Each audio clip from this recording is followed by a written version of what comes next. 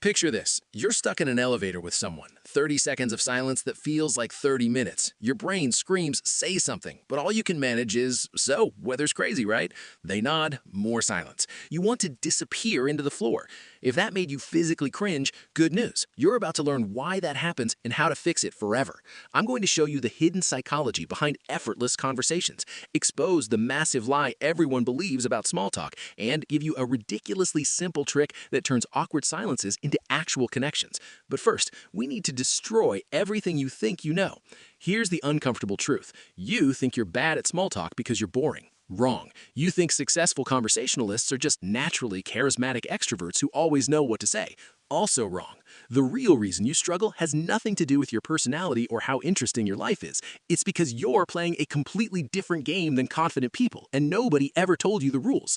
Most people approach conversation like a job interview. What do you do? Where are you from? How's your weekend? You're basically asking someone to fill out a questionnaire with their mouth. And here's what happens in their brain. Pressure. They have to come up with something interesting, evaluate how they sound, worry about being judged, and carry the entire conversation for you. No wonder they give one-word answers and look for the nearest exit. But here's where it gets interesting. Researchers studying social dynamics found that people remember how you made them feel, not what you said. The confident people around you aren't using better questions. They're doing something completely different that removes all that pressure. They figured out the secret that changes everything. Small talk isn't about what you say, it's about what you notice. Let me show you what this looks like. Instead of, what are you reading? You say, that book looks like it's been through a war zone. Instead of, how's work going? You say, you have the expression of someone who just discovered their meeting could have been an email. See the difference? You're not interrogating them, you're making an observation about their world. They can laugh, agree, disagree, or build on it without feeling like they're being tested. But here's the thing most people mess up. They make boring observations. Nice shirt, cool phone case. Technically observations, but they're conversation killers because they go nowhere.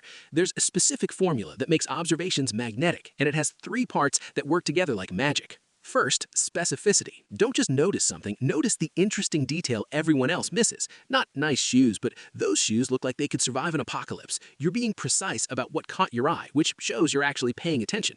Second, slight exaggeration. This adds energy without being weird. Instead of, you look tired, try, you have the look of someone who just found out their coffee was decaf. It's playful enough to be interesting, but relatable enough to feel genuine.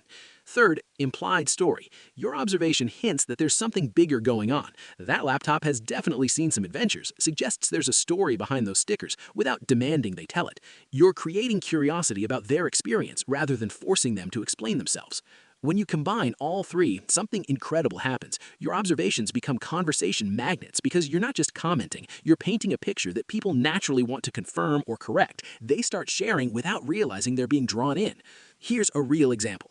Someone's holding 3 completely different books at a bookstore. You say, that's either the most chaotic reading list ever or you're shopping for 3 very different personalities. They laugh and explain they're getting gifts for family. Instead of letting it die there, you build on it. Okay, so you're either really thoughtful or competing for favorite family member status. Now you're not making small talk anymore. You've created a playful dynamic where the conversation flows naturally. The key is reading their energy and adjusting. If they're brief, you keep it light. If they're engaged, you can go deeper.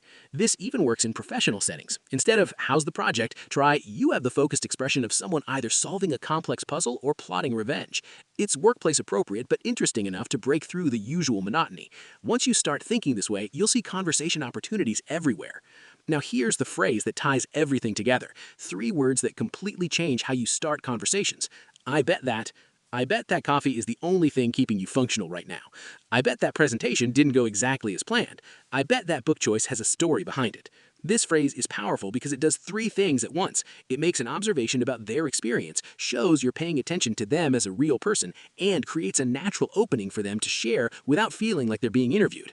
But the real magic isn't in the words themselves. When you start sentences with, I bet that, your brain automatically searches for something specific and interesting to complete the thought. You stop defaulting to generic questions and start making genuine observations about the actual human in front of you. The phrase forces you to be present and curious rather than robotic and rehearsed. Here's what changes everything. The goal isn't to become a small talk expert. The goal is to make people feel seen. When you master this, small talk stops being something you endure and becomes something you actually enjoy. You're not performing anymore, you're connecting. So next time conversation feels forced, remember, you don't need to be interesting, you need to be interested. Find one specific detail, add a touch of playful energy, imply there's more to discover. Start with, "I bet that," and watch the conversation unfold naturally. If this helped you see conversations differently, smash that like button and subscribe for more psychology breakdowns every week. Drop a comment with your worst small talk disaster. I read every single one. Now, go make someone feel interesting.